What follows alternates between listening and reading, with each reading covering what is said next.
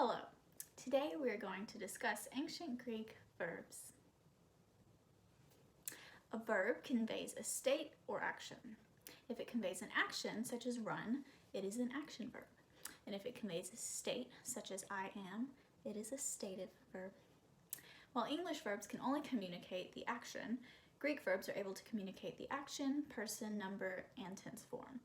For example, in Greek, luomen communicates the verb, who is performing the verb, and when it happens, and it means we are loosing.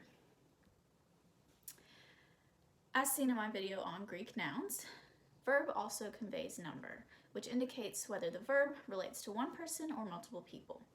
Unlike nouns, however, verbs also convey person. So, first person verb, in a first person verb, the subject is speaking. So in the singular, this looks like I, and in the plural, looks like we. In the second person, the subject is being spoken to. In the singular, this is you, and in the plural, it's y'all. In the third person, the subject is being spoken about. So in the singular, this looks like he, she, or it, and in the plural, this looks like they. Most often, the verb agrees with the subject in both person and number. This represents concord, however. If this is not the case, this is called discord. Greek has three voices, the active, middle, and passive. In the active voice, the subject performs the action. Active voice has both transitive and intransitive verbs. If it's transitive, it means it can take a direct object to complete the meaning. So if you say I see, the reader's going to wonder what you see. So you might say I see a tree. Whereas the intransitive doesn't require this to complete the meaning. So one can say I am walking, and you don't need to say where you're walking to. In the passive voice, the subject receives the action, such as I am being loosed. In the passive, an agent may be identified in a prepositional phrase, such as I was seen by someone else. In the middle voice, the subject both performs and is affected by the action, such as I see for myself. English does not use the middle voice, and so it can be hard to grasp for English speakers.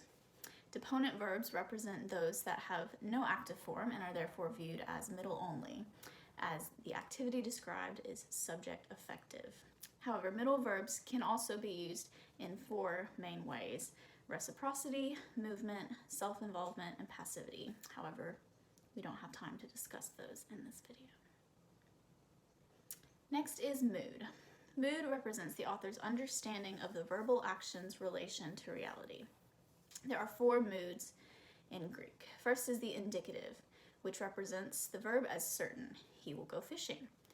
Subjunctive represents the verb as probable, contingent, or indefinite. He might go fishing, or whenever he goes fishing.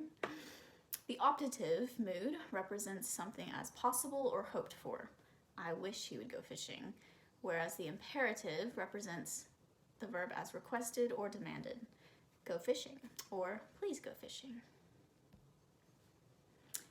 Tense and aspect. There are 6 tense forms in Greek: the present, imperfect, future, aorist, perfect, and pluperfect. English is a time-dominated language, and therefore tenses are highly relevant. However, in ancient Greek, tense forms are only relevant to the indicative mood. Therefore, verbal aspect is dominant in Greek verb tense forms. The aspect is the subjective perspective or viewpoint from which an author communicates the action of a verb. There are 3 main aspects. First is the imperfective, represented by the present and perfect tense forms. The author depicts the action as ongoing or in process. Second is the perfective, as seen in the aorist, where the author depicts the action as complete or whole. So this is our total past tense one. Finally, we have stative, represented by the perfect and pluperfect tense forms, where the author depicts a state of affairs or ongoing relevance resulting from a previous action or state. However, it's worth noting that some would argue that stative is not an aspect. This would categorize the perfect and pluperfect as being imperfective in aspect. Finally, we have parsing and morphology. To parse a Greek verb means that you need to identify the lexical form, the tense form, voice, mood, person, and number. So let's look at eluete. So this has a historical augment as its prefix, as we'll see, from the epsilon at the beginning. And this will tell us that this is in the past tense, Englishy past tense. Then we have our stem lu, which tells us that the lexical form is luo, meaning I loose. And then we have our connecting vowel and our personal ending, ete. And these, put together with a historical augment, will tell us that this is the imperfect, active, indicative, second person, plural. So we can translate this as you were loosing. The end.